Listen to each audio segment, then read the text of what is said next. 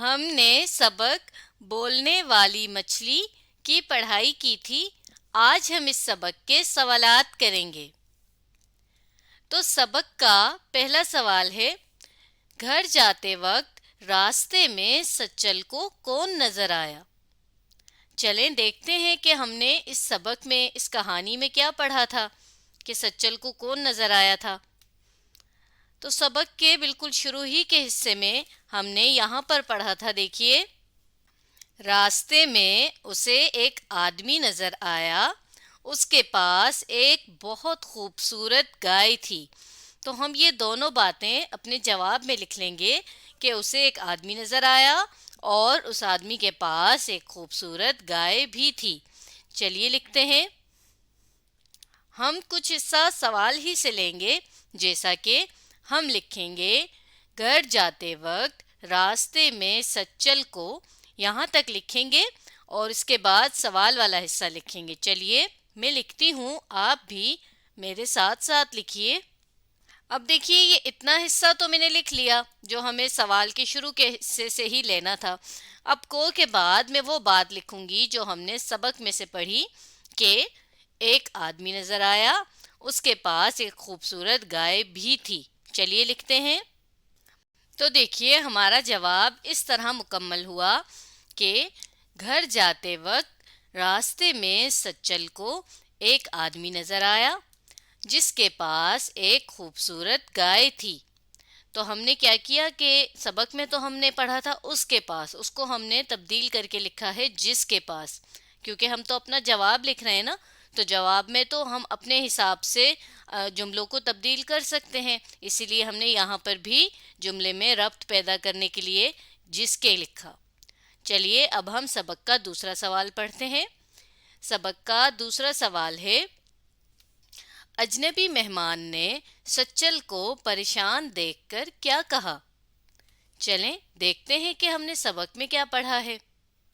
देखिए, सबक के इस हिस्से में हमने पढ़ा था, मेहमान ने जब सच्चल को परेशान देखा तो कहा, घबराओ नहीं, मैं इन सवालों के जवाब दूंगा। तो देखिए, ये जो बात वावेन में करके लिखी हुई है, ये मेहमान ने कही थी। तो चलिए हम ये बात जो मेहमान ने कही है अपने इस सवाल के जवाब में लिखते हैं। हम क्या करेंगे कि कुछ हिस्सा सवाल ही से लेंगे, जैसा कि हम लिखेंगे, अजनबी मेहमान ने सच्चल को परेशान देखकर। यहाँ तक लिखने के बाद हम क्या को काट देंगे और लिखेंगे कहा, और इसके बाद वो बात जो हमने वावेन में पढ़ी है मेहमान की, वो वैसे ही लिख देंगे। चलिए लिखते हैं। अब देखें, इतना तो मैंने लिख लिया जो हमें सवाल से लिखना था। इसके बाद मैं वावेन लगाऊंगी, क्योंकि जिसकी बात हमने जो पढ़ी है मेहमान की, वो वहाँ भी वावेन में लिखी हुई थी, जिसका ये मतलब था कि मेहमान ने ये बात बिल्कुल इसी तरह से कही है। तो जब हम किसी की बात बिल्कुल उन्हीं लफ्ज़ों में बिना किसी तब्दीली के लिखते हैं तो उसे हम लिखते हैं वावेन में। तो हमने यहाँ शुरू का वावेन लगा लिया। अब आगे हम लिखेंगे, घबराओ नहीं, मैं इन सवालों के जवाब दूंगा। चलिए लिखते हैं। तो देखिए, ये तो हमने वो बात लिख ली जो मेहमान ने कही थी। अब हम क्या करेंगे कि आखिर में पहले ख़त्मा लगाएंगे, क्योंकि हमारा जुमला यहाँ मुकम्मल हो गया है, और इसके बाद हम वावेन लगा देंगे। तो यहाँ पर ये पता चल जाएगा कि यहाँ से लेकर यहाँ तक जो बात कही गई है वो बिल्कुल इसी तरह मेहमान ने कही थी। चले अब हम सबक का तीसरा सवाल पढ़ते हैं। सबक का तीसरा सवाल है, सच्चल के घर आया अजनबी मेहमान असल में कौन था? चलें देखते हैं कि हमने सबक में क्या पढ़ा है कि वो अजनबी मेहमान कौन था।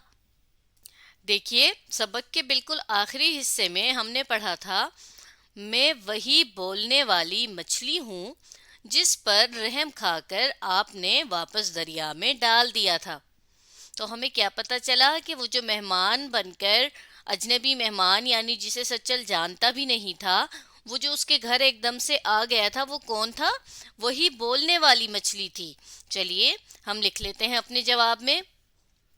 تو ہم کیا کریں گے کہ ہم یہ پوری بات لکھیں گے، صرف یہ نہیں لکھیں گے کہ وہی بولنے والی مچھلی تھی، ہم پوری بات لکھیں گے کہ وہی بولنے والی مچھلی تھی جس پر رحم کا کھا کر آپ نے کی جگہ لکھ دیں گے سچل نے واپس دریا میں ڈال دیا تھا، اسے دریا میں ڈال دیا تھا۔ تو چلیں ہم یہ پوری بات اپنے جواب میں لکھتے ہیں۔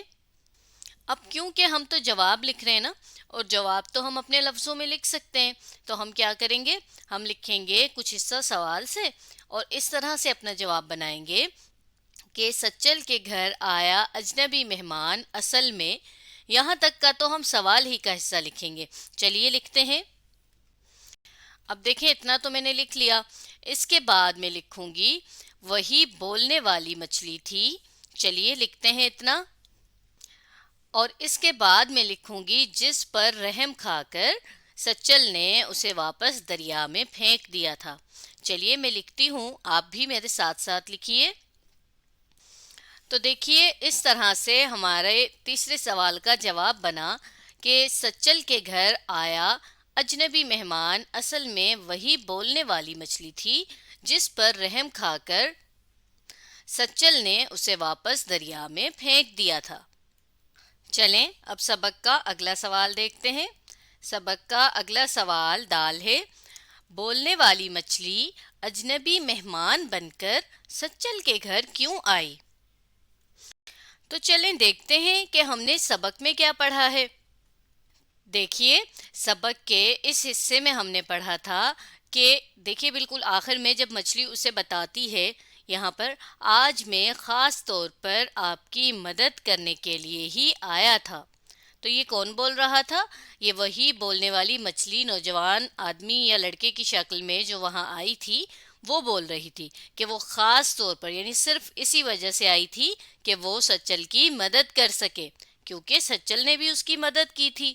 چلیے اب ہم یہ بات اپنی جواب میں لکھ لیتے ہیں۔ تو ہم کیا کریں گے کہ کچھ حصہ سوال ہی سے لیں گے، ہم لکھیں گے بولنے والی مچھلی اجنبی مہمان بن کر سچل کے گھر، آگے ہم لکھیں گے خاص طور پر اس کی مدد کرنے کے لیے آئی۔